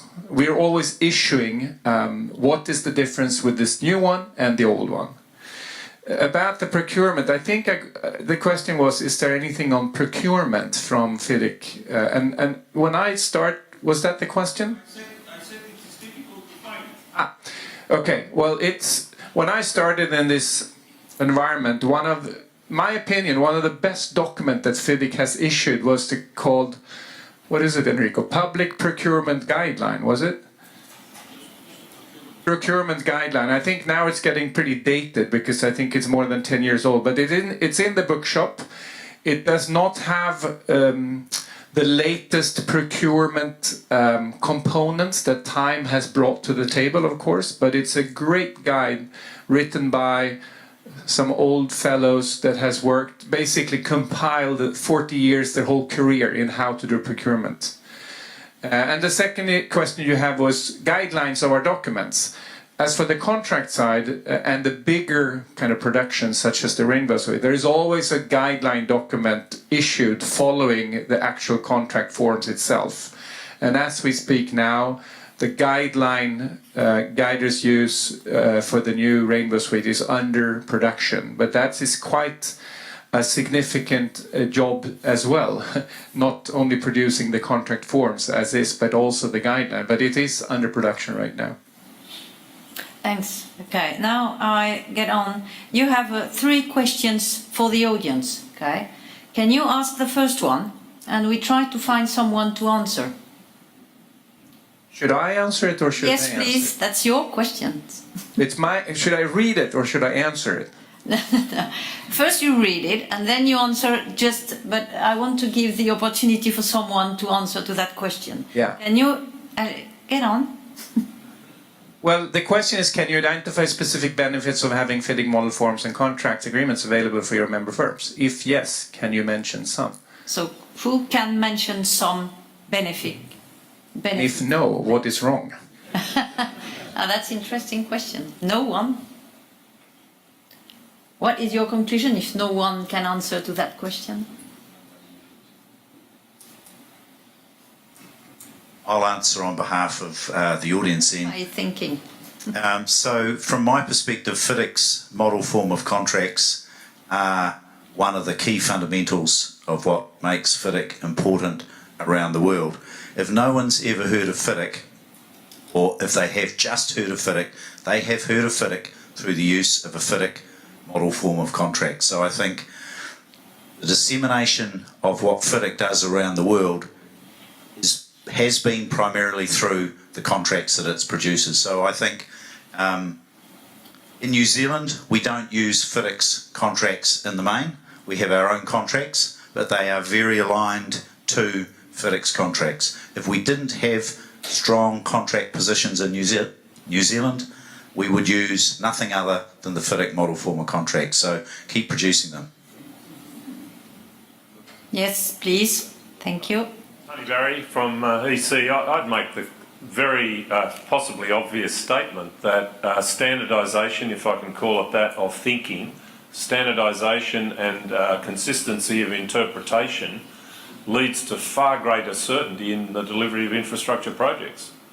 And the greater the understanding and the common understanding across both the consulting industry and the construction industry and the IFIs, the more likely we are to succeed in delivering what communities want. And I think actually I think we're all in agreement. There's no doubt that the documents are up there as for quality and applicability. I think perhaps the gap is between FIDIC and the MAs is that the contract documents and the issues around the engineer and the delivery method is much more central in the FIDIC, on the FIDIC table as on the MAs table. MAs maybe discuss national contract forms, but not all of you even deal with your national contract forms. And absolutely not, or very rarely discuss international contract forms. So I don't think it's a question of that the quality of the forms is too low. It's just I think it's much higher on the agenda for FIDIC than for your MAs. And to me, I'm a business person, and I always advocated, I think there's great business for you guys if you took up the business of selling and training under the FIDIC contracts and agreements, but that's another issue. Yes, please. I'd give the observation that sorry, is this on? Yep. Yeah. Can you present yourself, sorry. please? I'm Kiri Parr, I'm president of Consult Australia. The thing that I think FIDIC needs to do and be the voice for is the engineer's voice in how to procure contracts, because if we're not careful and we lose the voice of the FIDIC as an international suite of contracts, we give our power over to the lawyers and the accountants to choose the procurement model, which is the worst outcome for projects. Standard contracts and standardisation is fundamental for the delivery of these big projects, and we have to fight for that diverse voice as we choose our contracts. I agree. It's an interesting trend. If you look at size of firms, we talked about size of firms earlier. Many of us do only use the services agreements. We act as designing engineer or studying engineer, doing studies in engineering design. Some of us are large firms and we play the role as the engineer in large construction projects. In the Scandinavian countries, there is no such thing as the engineer. It's an Anglo-Saxon invention, I believe, from long time back. However, someone is doing that work between the employer and the contractor when things doesn't go along the straight line. It may not be called the engineer, but the tasks and the skills are exactly the same. And as this cross-border business, as I talked about earlier, between countries grows, and FIDIC contracts becomes more and more applicable even in countries where they have a national forms, that engineer, the role of the engineer, is there, and it has to be served by someone. And you can say in rooms like this, it's also very good business for our industry to serve as the engineer in the FIDIC construction forms, under the FIDIC construction forms. Yes, Rory, you wanted to add something? You had some questions too. Yes, I like to react to Cash.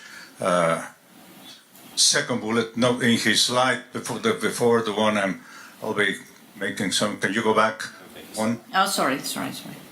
Okay. Says from your MA perspective, suggestions of what ways the contracts committee could improve on its services. I'd like to say that I am very much involved with contracts training in Latin America, and I'm very pleased to see that the 2017 Rainbow Edition has made a lot of progress on integrity management, and several clauses are now having new inroads into ethics, integrity management. In my opinion, not enough. In my opinion, it needs to go further. But it's a very refreshing view that the new suite of contracts is improving in that direction. And when you go and speak about FIDIC contracts, now going to the first bullet, specific ways that the FIDIC models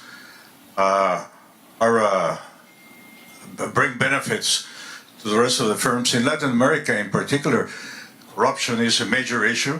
So when we talk about contracts, integrity, corruption, procurement in particular, I think that the Contracts Committee is doing a superb job in moving in that direction. So I take this opportunity to congratulate the Contracts Committee and Mr. Sultan Sohani, who's the chair and is not at the conference this time. But I think we're in the right direction. Thank you.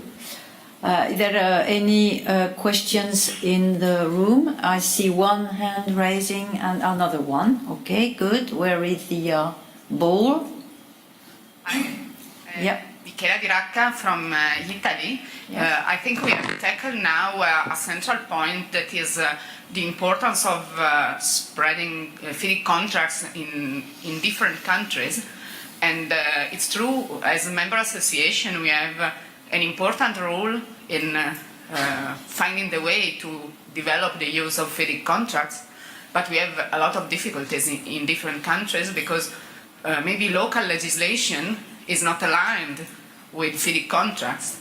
So I think we need a strong help from FIDIC to spread this contract. I want to ask you which can be your support in this for our action in each country, because it takes a strong effort and maybe to be more aware about the experiences all around the world can give us the instruments to spread FIDIC contracts better in our countries.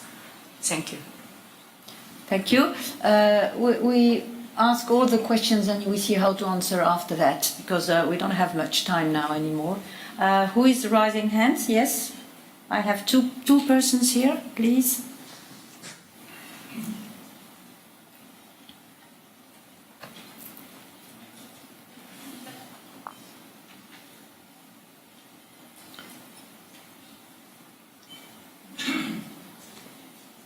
I'm Brlej from Slovakia. I would refer to the second question, and I would say the contracts committee should cooperate more with the users of the contracts. For example, in Slovakia we translated red, yellow, green and white book, and based on our experience the white book is not or very rarely used. We try to promote it, but there is no success with that. Similarly with the green book, but red and yellow book are extensively used, and I would say billions of euros are contracted through red and yellow book. Of course, we have specific problems with using these contract conditions, and we would need also support from the FIDIC, let's say in discussions with government agencies which have some problems with using some of the contract conditions. So I would appreciate if you could get more support from the FIDIC and specifically from Contracts Committee, or if we could participate in the Contracts Committee and put some feedback from the using of these contracts in the practice. Thank you. Okay, thank you. I'm sure you will have an answer about that. And the last question. There is someone just behind you, near the door.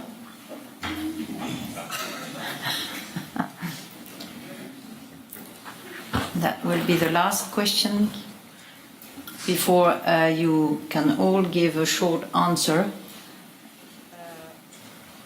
Yes, please. I'm Mandana Kont from Iran. I want to ask Mr. Padilla a question about corruption.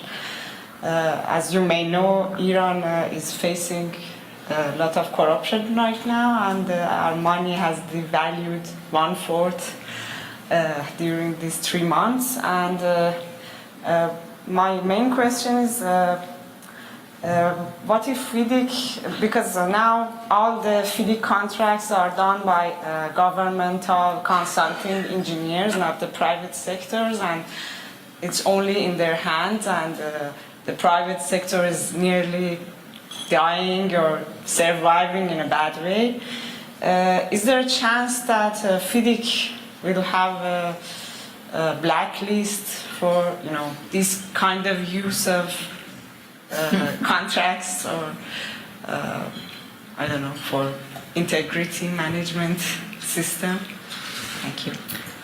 Integrity Management Committee has develop this so-called government procurement integrity management system, and it's in a draft form because we have not received positive feedback from the procurement agencies that they would be willing or interested to move in that direction. But it follows very closely what FIMS is about, and as mentioned in my comments a while ago, we need to solve the supply side and the demand side in order to be much more effective. So we need FIDIC, the EC, the Executive Committee, to help us lobby the IFIs and the banks and the governments to move forward on the demand side of corruption and to fine-tune this document that Mandana is mentioning. I'd like to take my last couple of minutes. Madam Moderator, if you could go to the last slide. I can do that. Yes, and to tell the audience that we have a new product ready for you. The IMC has developed under a task force chaired by Richard Stump, here sitting on the floor, a new guideline based on compliance with ISO 37001 for companies who have already developed a FIMS in place. They have put a FIMS in place in their companies. Now they want to move one step forward. That is the ISO 37001 standard based on the ISO, and very pleased to inform you that we have a company in Mexico that has already fulfilled the certification in ISO 37001. And even though ISO 37001 is not designed for consulting companies, that's the main difference with FIMS. FIMS was designed by engineers for engineering consulting companies, and now we're using that to move into procurement, into construction, to other types of companies. But ISO 37001 is becoming a buzzword. And Richard has been moving and charging the committee, and that product is already finished. It's in a draft form, and you'll be seeing this in print before the end of the year. I'm sure of that. So we're ready with a new tool, which is that guideline on 37001, and we believe that we have enough tools now. Probably with the exception of what Mandana is mentioning on the procurement side. We need to move forward in the last part of that slide, and integrity management needs to move into training.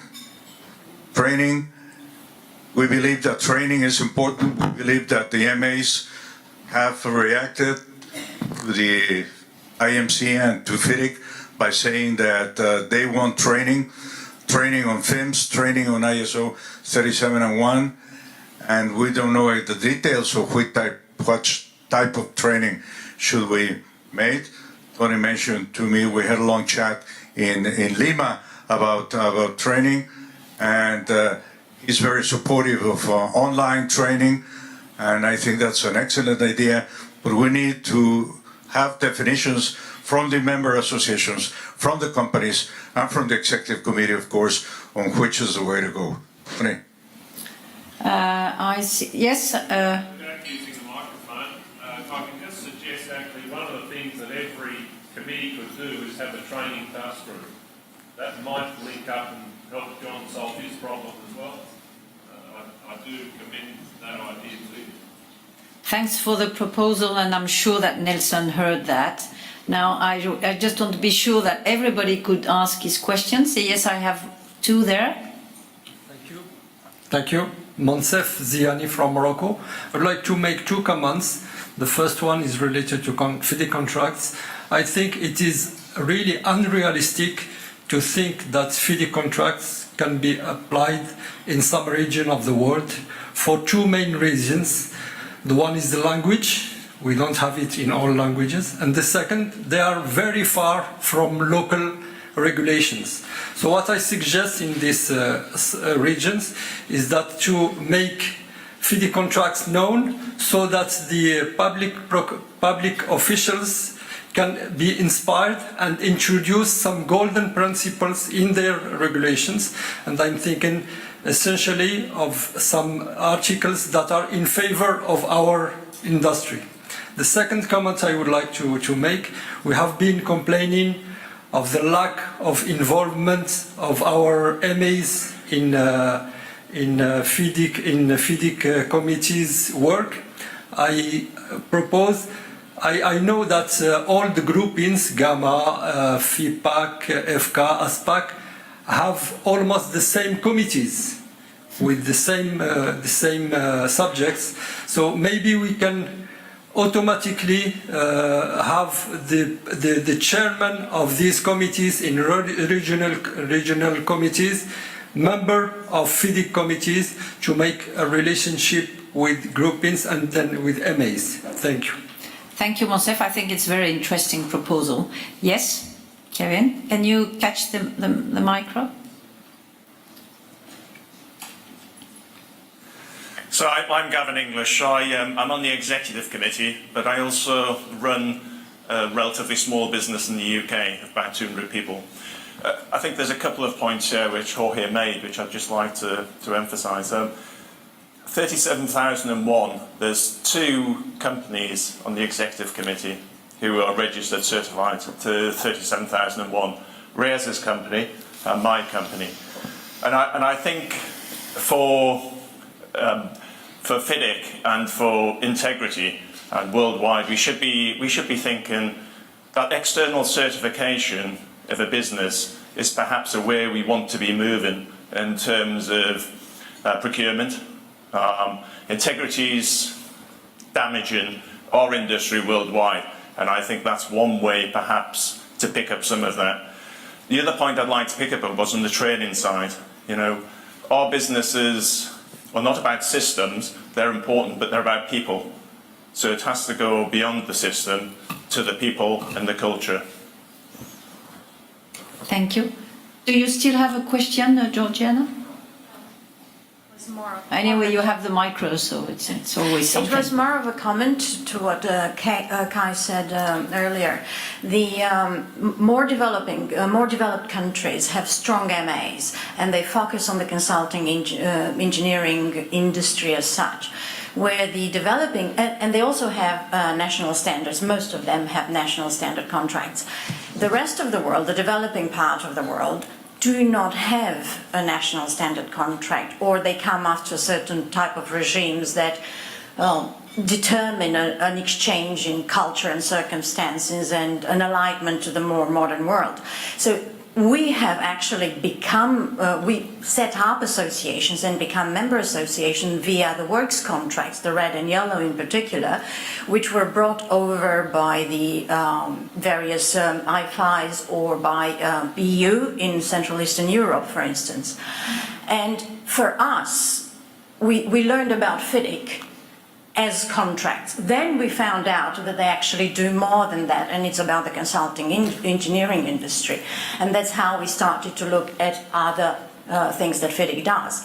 And on the training side, for instance, Jorge knows already that with the IFIs and with FIDIC, for instance, the National Anti-Corruption Office in Romania, who was on the news for quite a while in the last few months, has actually demanded and came to FIDIC and asked for training of their prosecutors on FIDIC contracts, on integrity management system, and it was the first time in many, many years that actually someone used the GPIMS, a tool that FIDIC developed perhaps in the, if I'm not wrong, in the 90s, Jorge? And it was the first time that a government actually came and asked for guidance from FIDIC. So we are divided and we're learning one from each other. We are learning about the consulting engineering industry, and the rest of the could adapt and could help each other in how to implement at a national level a standard form contract. So I think it's a lot of things to do for all the committees, because they're all interrelated. Every single guideline or best practice that we produce could be used by the rest of us together and improved over time. Thank you. I have 1, 2, 3 questions. Do we have time for 3 questions and quick answers from the committees? 2 questions. I can't choose. Okay, 2 questions. I don't even see people. Okay, thank you. Okay. Thank you. Sarwono from Indonesia. I will open my share that actually in Indonesia, in many cases, that the employers stay in the jail because of misinterpretation of FIDIC condition of contract. So I suggest that on preparing the FIDIC condition of contract, FIDIC should, the committee should involve also the people from the governments, from the employer, and from the auditor, national auditor. Because as an example, in Indonesia, we have a very strict anti-corruption committee. So because of that, for example, the understanding of the lump sum contract become misinterpreted by the auditor, and people come to the jail because of FIDIC. So this is a joke in Indonesia that, okay, if we use FIDIC, so there's possibility that you will go to the jail. So it's not good, not good things. That's a good question. I do hope that the committee will do that, because on 2017, when I appointed by Enrico also as one of the friendly reviewer, I suggest this one. And I do hope that we will improve this in the future. Thank you very much. Thank you. That time, this is the last one, and after that you can, I think you have many to answer, so I give you a time. But we have a last question. Thank you, Karin. This question is for Jorge, and actually 2 questions. First of all, when you spoke about ISO 37001, you very explicitly said that it addresses bribery but not other forms of corruption. And I believe there are people in our industry who draw an ethical line between bribery and extortion. And so the point of clarification I'm looking for is, are you saying then that ISO 37001 does not address extortion as opposed to bribery? That was my first question. The other question is, I believe there's a World Corruption Index, and I don't follow it. I don't know if it's rising or falling. But I'm wondering if there is any measure of corruption within our industry. And if so, how are those statistics trending currently? Thank you for this question. Now you know the target. You have 2 minutes to make the conclusion, answering the question and your own conclusion for all 5. Please get on. The answer is yes and yes, actually. Thank you, Andrew. You're Transparency always International positive. Index, you're absolutely correct. It does not reflect our particular industry. It's corruption in general, and it's a perception index. But that's what we have, and that's the only tool that's available. And the benefit of that tool is it's consistent.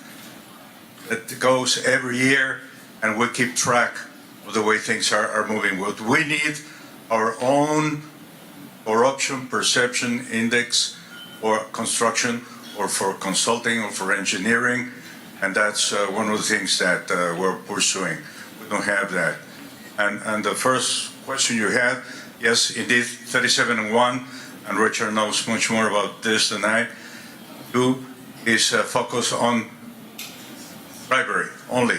Doesn't address pollution, doesn't address fraud, doesn't address coercion, which is what the FIDIC integrity management system is all about.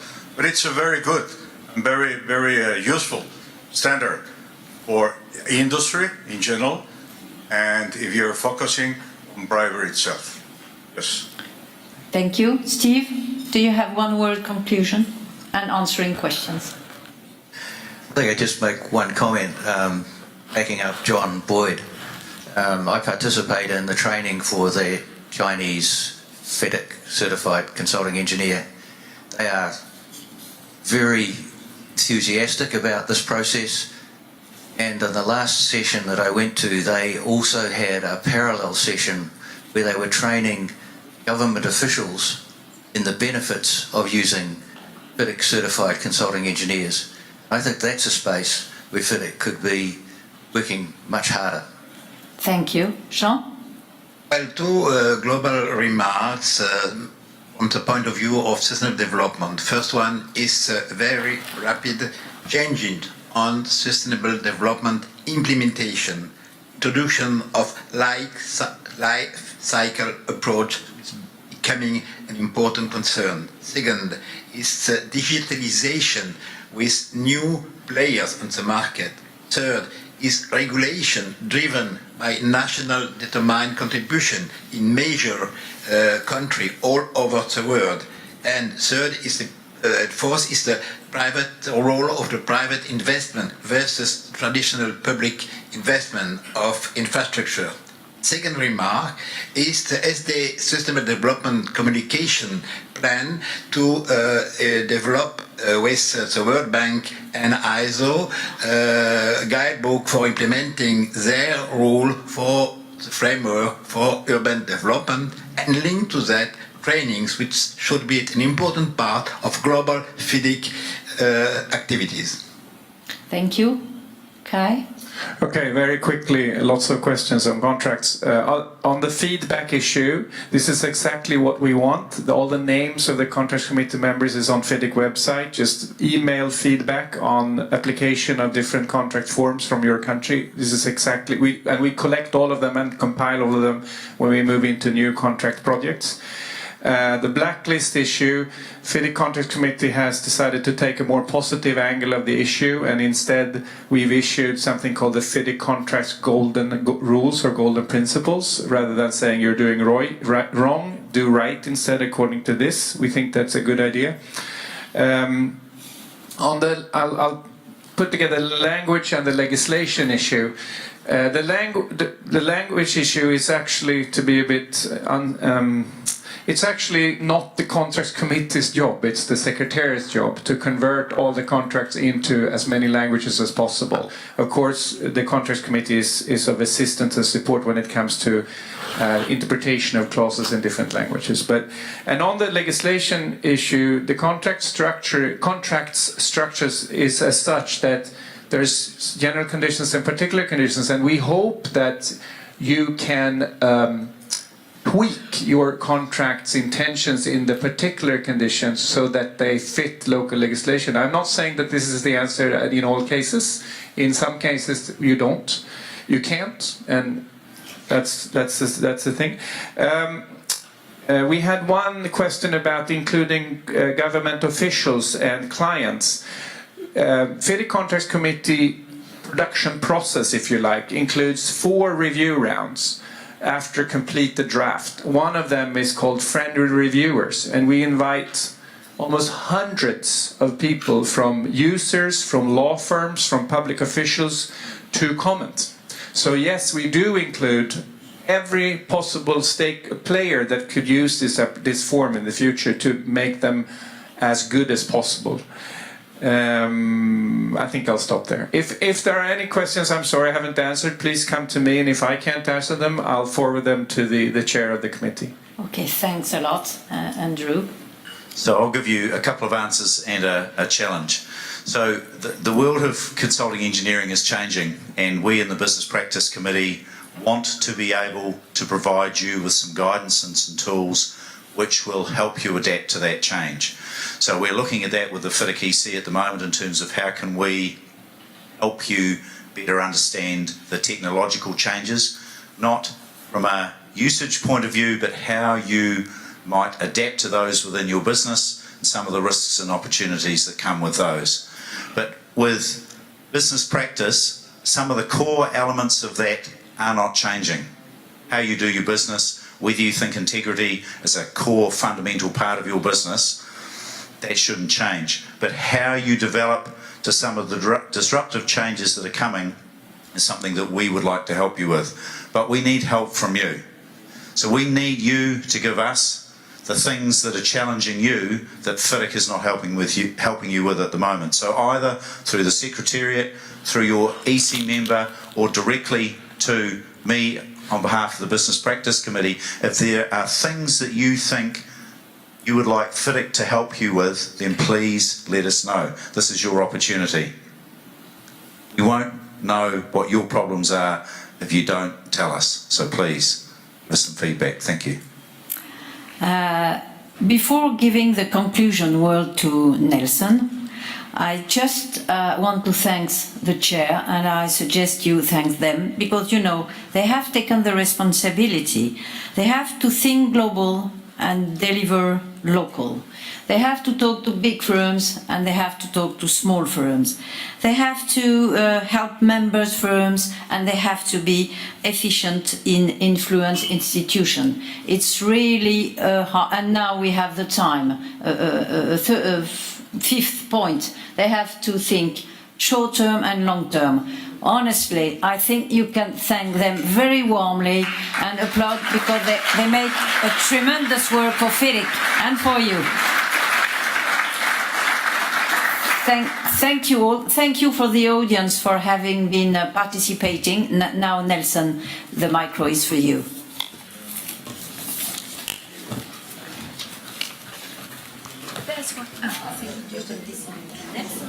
Whether you like it or not.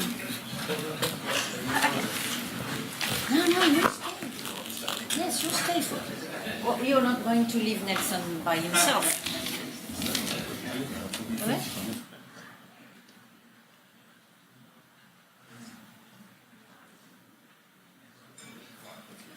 Yeah. Right, okay.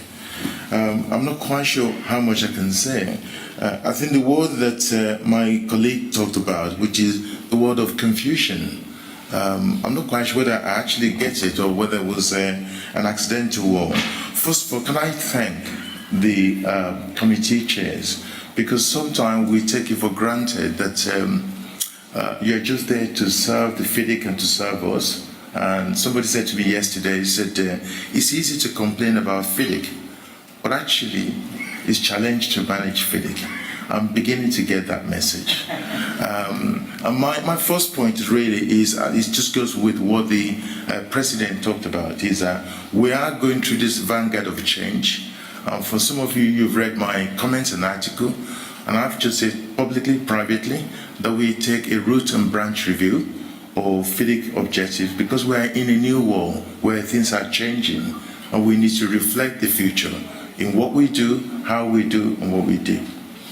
One of the conversations I've had with the chairs is that I will be looking through the terms of reference and to make sure that, you know, the terms of reference have a core common denominator of issues that is absolutely important to FIDIC in the near future. The second point is that we need to recognize that each individual part of the committees are different, and therefore we need to understand that differentiation. We need to build that into it. But I think the key message I pick up from the conversation this morning is that there's a lot to be done. We need to recognize that we're not going to achieve that in one go. Big issue is we need to think about disruptive technology and the impact of that in the future. There was the issue about we need to look at the short-term and also the long-term issue, which I think is quite important. There was the issue about training, because we can do so much, but if we don't actually get it out there, then we're missing a trick. Not just training other people, but actually convey the message of the benefit of what FIDIC is bringing to the table.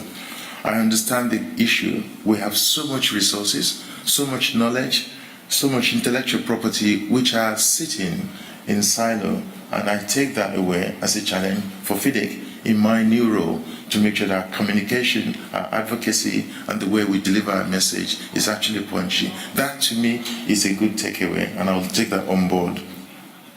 I understand the issue that there are geographical differentiation, and I heard it from my friend from Indonesia, and I'll learn the word later on just to make sure that when the word FIDIC is not mentioned, when word FIDIC is mentioned, it's not perceived to be something dangerous in some country. I would love the word FIDIC to be here and to be known for good thing, and if we can make sure that our product, our offerings, our best practice, our best guidance, that we engage local people, then that helps us move things forward.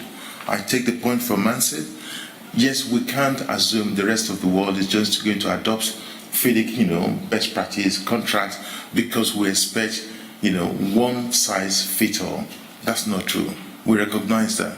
But if what we produce in FIDIC can provide us with the baseline to enable us to engage in our advocacy and get the message out in a consistent way, even though there may be different, the variation in different countries, and I think that gives us some interesting point to look at.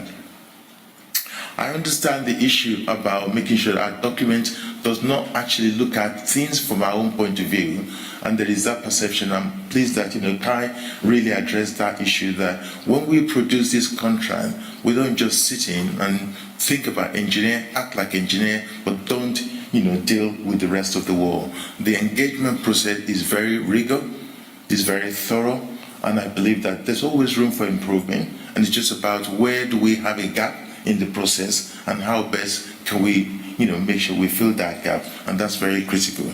I just want to finish up by saying I do get the message that we are doing so much, but we really need to make sure that what we are doing is seen in the public domain. I spoke to the DNS yesterday, and I also spoke to the President yesterday. One of our biggest strengths is how do we understand the issue of advocacy, how do we use the output from the committee as a platform for advocacy, and how do we make sure that we have the right resources within the Secretariat so that we don't impose too much on you, the chair, so you can give us intellectual knowledge that we need, that is required. On that note, because I'm mindful that we're running about 10 minutes late, I'm going to stop, and I'm going to say, please join me once again to say massive thank you to the panel. Thank you very much.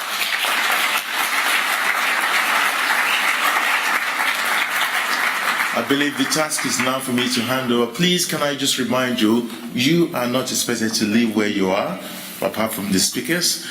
We are now about to go into the young professionals. This is quite critical. I need everybody seated because they are so dynamic, so interesting. They have some fantastic issue they want to deliver, and I'll be back on the podium in a minute if I can find them. So please, if you do need to go for rest, do the best you can. You will be served where you are. Just 1 minute. Thank you very much.